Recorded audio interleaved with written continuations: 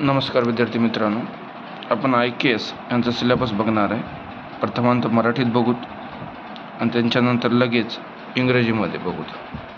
आता हा सिलेबस बघताना आपल्याला एक एक चॅप्टर दमादमाने बघणे खूप जरुरी आहे, कारण हा एकदम सोपा आणि सरळ भाषेतील विषय आहे, जो आपल्या दैनंदिन जीवन व आपली जीवनशैली याच्यावर आधारित आहे. हा झाला मराठीत बघून, हा इंग्रजीमध्ये.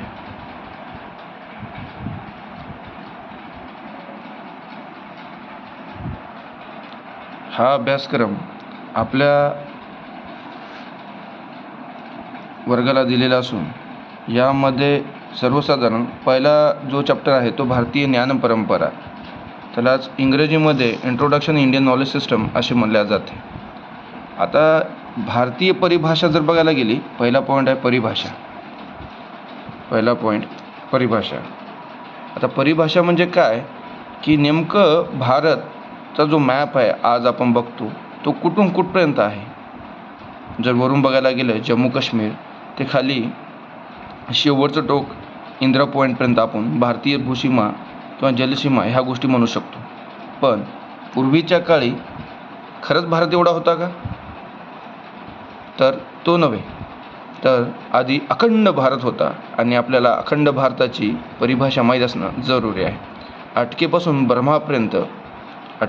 ब्रह्मापर्यंत भारताची भूसीमा ही होती. आता याची उद्दिष्टे काय? परिभाषा माहीत झाली की बाबा आपला भारत कुठून कुठेपर्यंत होता. उद्दिष्ट एकच की आपल्या भारताबद्दल आपल्याला माहिती असणे हे खूप महत्त्वाचे आहे. त्याच्यानंतर आहे समकालीन महत्त्व.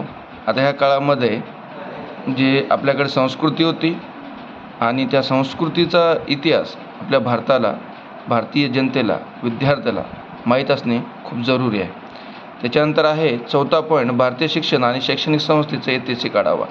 आता भारतीय शिक्षण आणि शैक्षणिक संस्थेचा आढावा जर बघायला गेलं तर पूर्वीच्या काळी गुरुकुल ही पद्धत अस्तित्वात होती. जी आज आपण शैक्षणिक संस्थांचा आढावा घेणार आहे ती म्हणजे कोणती? Primary, secondary, higher, UG, PG ही जी देणगी आहे ती आताची आधुनिक आहे. म्हणजे इंग्रज आपल्या इथं आले, इंग्रजांनी आपल्यावर राज्य केलं 150 वर्ष आणि त्यांनी जी संस्कृती सोडून गेली तिचं आपण अंमलबजावणी केलेली आहे. पण पहिले भारतीय कालखंडामध्ये गुरुकुल ही पद्धतच अस्तित्वात होती. त्याच्यानंतर प्रचलित असलेली नालंदा, तक्षशिला या गोष्टी. त्याच्यानंतर दुसरा चॅप्टर आहे भारतीय तत्त्वज्ञान प्रणाली. आता ह्याच्यामध्ये पहिला आहे आस्तिक प्रणाली. आस्तिक प्रणाली म्हणजे काय? जो व्यक्ती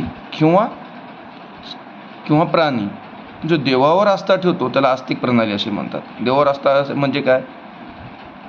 निसर्गाची पूजा करणे, पिंडीची पूजा करणे, त्याच्यानंतर सांख्य, योग, वैश्विक, न्याय, पूर्व मीमांसा आणि उत्तर मीमांसा, म्हणजे देवधर्मावर आस्था असणारा आस्तिक. आता हे झालं त्याचं स्वरूप, संकल्पना आणि साहित्य. आता देवधर्मावर जे आस्था ठेवतात त्याच्यासाठी वेद आहेत. आपल्या भारतीय संस्कृतीमध्ये 4 वेद आहेत, 5 उपनिषद आहेत, त्याच्यानंतर श्रीमंत भगवद्गीता आहे, रामायण आहे. त्याच्यानंतर अनेक प्रकारचे ग्रंथ जे आपल्या इथं आहेत भारतीय सनातन धर्मामध्ये. आता भारतीय सनातन धर्मामध्ये जे अनेक प्रकारचे ग्रंथ आहेत ते आपल्याला इथं बघायचे आहेत. त्याच्यामध्ये वेद आले, उपनिषद आले, रामायण आलं, महाभारत आलं, श्रीमंत भगवद्गीता आली, एवढं आपण बघू. त्याच्यानंतर आहे नास्तिक प्रणाली. आता नास्तिक प्रणाली म्हणजे काय? यांची ईश्वरामध्ये कुठल्याही प्रकारची आस्था नाही, यांचे स्वतःचे तत्त्वज्ञान वेगळे आहेत. यांनी जेही स्वरूप मानले निसर्गातलं ते स्वतःचं स्वरूप मानलेलं आहे. याच्यामध्ये प्रथम धर्म येतो तो बौद्ध धर्म, दुसरा जैन धर्म आहे. जर बौद्ध धर्म आणि जैन धर्म हे समकालीन आहेत, ज्यांचा इतिहासाचा जर उलगडा केला गेला तर आपल्याला हे जाणवेल की 2700 वर्षापूर्वी या दोन्ही धर्माची उत्पत्ती झालेली आहे आणि पुढे ते चालत आलेले. आता बघू बौद्ध धर्माचे स्वरूप वैश्विक आहे. संकल्पना आहे की देव वगैरे याच्यात मानत नाहीत. याच्यामध्ये 4 आर्य सत्य, अष्टांग मार्ग या गोष्टीचाही वापर केला जातो. याच्यामध्ये त्रिपिटक नावाचं ग्रंथ हे बौद्ध धर्माचं पवित्र ग्रंथ मानलं जाते. त्याच्यानंतर जैन धर्म. आता जैन धर्मामध्ये जर बघायला गेले तर यांचे तीर्थकार पहिला तीर्थकार, त्याच्यानंतर 5वा तीर्थकार आणि 21वा तीर्थकार हे महत्त्वाचे आहेत. आता ह्यांचे तत्त्व खूप चांगले आहेत, दैनंदिन जीवनामध्ये आपल्याला वापरायसारखे आहेत आणि जो ह्या तत्त्वाचा वापर करतो नक्कीच तो एक चांगला माणूस म्हणून उदयास येतो. दुसरा आहे मानवतावाद. मानवतावादातील योगदान. आता मानवतावादातील योगदान जर बघायला गेलं, पहिला पॉईंट आहे तो 3ऱ्या धड्याचा आहे. मानवतावादातील योगदान पहिला बघितलं, भारतीय शास्त्रीय भाषेची ओळख. आता भारतातील शास्त्रीय भाषा कुठल्या कुठल्या, बऱ्या भाषेची उगम कशी झाली, भाषा म्हणजे नेमकं काय हे जाणून घेणं आपल्याला क्रमप्राप्त होते. भाषा म्हणजे काय, विचार, भावना, कल्पना व्यक्त करण्याचे साधन म्हणजेच भाषा होय. बरोबर आहे. One person to another person connect one bridge is called as language. बरं, चला त्याच्यामध्ये संस्कृत, पाली आणि मगधी. आता संस्कृत, पाली आणि मगधी, आता यांची मूळ जननी जर भाषा बघायला गेलं ती भाषा आहे देवनागरी. आता देवनागरी भाषेची उत्पत्ती कधी झाली, त्याला देवनागरीच का म्हणतात, या गोष्टीचा आढावा आपण भारतीय शास्त्रीय भाषेची ओळख ह्या पॉईंटमध्ये बघू. त्याच्यानंतर प्राचीन भारतीय कला, संगीत, नाटक आणि स्थापत्यकला. आता प्राचीन भारतीय कला जर बघायला गेलं, संगीत, त्याच्यामध्ये भरतनाट्यम आहे, कुचिपुडी आहे, कथकली आहे, या गोष्टी येतील. आता बघूत नाटकं, एकेरी नाटक, दुहेरी नाटक, ह्याही गोष्टी आहेत. आता स्थापत्यकला जर बघायला गेलं, आपल्या इथले इसवी सन 5व्या शतकात जी घडलेली मंदिरं आहेत त्यांची स्थापत्यकला आहे, त्याच्यात द्राविड आहे, शैली आहे, हेमाडपंथी आहे, हे वेगवेगळे आहे. त्याच्यानंतर मंदिर आणि शहरेचं आपल्याला 2 पॉईंट दिसतात, मंदिर आणि शहर. मंदिर व शहर. शहर नियोजन, हडप्पा संस्कृती आहे, मोहनजोदडो संस्कृती, याची ओळखसुद्धा आपल्याला बघायची. आता सामाजिक संस्थेवरील भारतीय तत्त्व विचार. आता पुरुषार्थ, आश्रम, धर्म आणि मूल्य. सामाजिक तत्त्व म्हणजे काय, संस्था काय. तर सामाजिक संस्था म्हणजे जे समाजासाठी समाजाला चांगल्या मार्गावर चालवतील अशा भारतातील संस्था.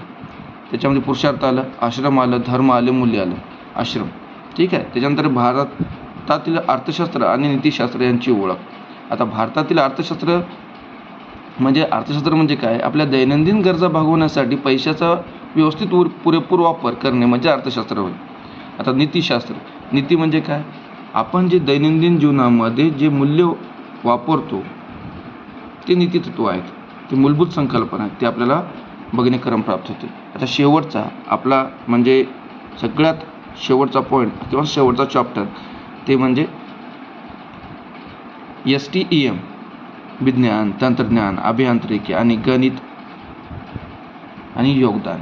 त्याच्यामध्ये पहिला पॉईंट आहे भारतीय गणित आणि खगोलशास्त्राचा ऐतिहासिक विकास. आता भारतीय गणित, जर गणित बघायला गेलं तर ह्याच्यामध्ये सगळ्यात सुरुवात होती शून्य.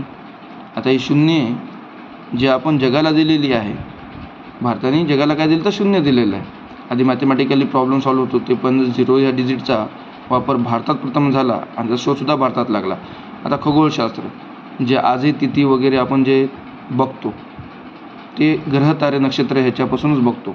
आता याचा आढावा बघायला गेलं तर इसवी सन पूर्व शतकात आपल्याला जावं लागेल, ज्याच्यामध्ये सगळ्यात महत्त्वाचं आधीचे वेद, व्यास, मुनी, ऋषी यांनी याच्यावर केलेली कामं आपल्याला बघणं क्रमप्राप्त ठरते. दुसरा पॉईंट आरोग्य आणि औषधोपचार पद्धतीची ओळख, आयुर्वेद आणि जीवनशैली. आता आरोग्य म्हणजे काय, जर बघायला गेलं तर आरोग्यशास्त्र हे एक स्वतंत्र शास्त्र आहे.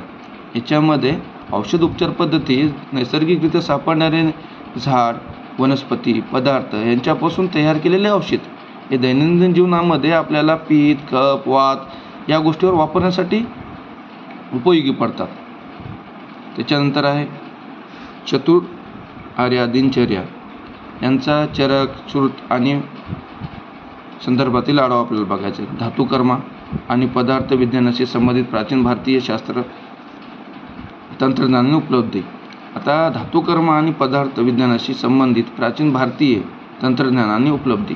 आता जर बघायला गेलं की मर्क्युरी असो या बाकीचे पदार्थ असो, त्रुटी असो, सर्वात एक घरातील उदाहरण आहे त्रुटी. हे एक पदार्थच आहे, पण याच्याने पाणी शुद्ध केलं जाते. आता त्याच्यानंतर शेवटचा पॉईंट आहे प्राचीन भारतीय शेती पद्धत. आधीची जी शेती पद्धत होती ती पारंपरिक होती आणि आजची शेती पद्धत ही आधुनिक आहे. पारंपरिक म्हणजे काय की आधीच्या काळात लोक झाडं तोडायचे, तिथले झाडं तिथंच जाळायचे आणि त्याच्यावर शेती करायची. काही वर्ष शेती केल्यानंतर ती जागा पडीत सोडायची आणि पुढे अजून त्याचप्रमाणे नवीन एक शेती तयार करायची, त्याच्यावर शेती करायची. अशी ती पारंपरिक पद्धतीने शेती चालायची. त्याच्यामध्ये अन्नधान्य घेणं असो, हे खूप वर्षापूर्वीची गोष्ट आहे. पण आजच्या शेती पद्धतीमध्ये केळी, ऊस ही आधुनिक शेती पद्धत आहे. केळी, ऊस, हळद, अनेक प्रकारचे आंतरपिके आणि बाह्य पिके हे दोन्हीही घेतल्या जातात. हे झालं मराठीमध्ये तुम्हाला सांगितलेली गोष्ट.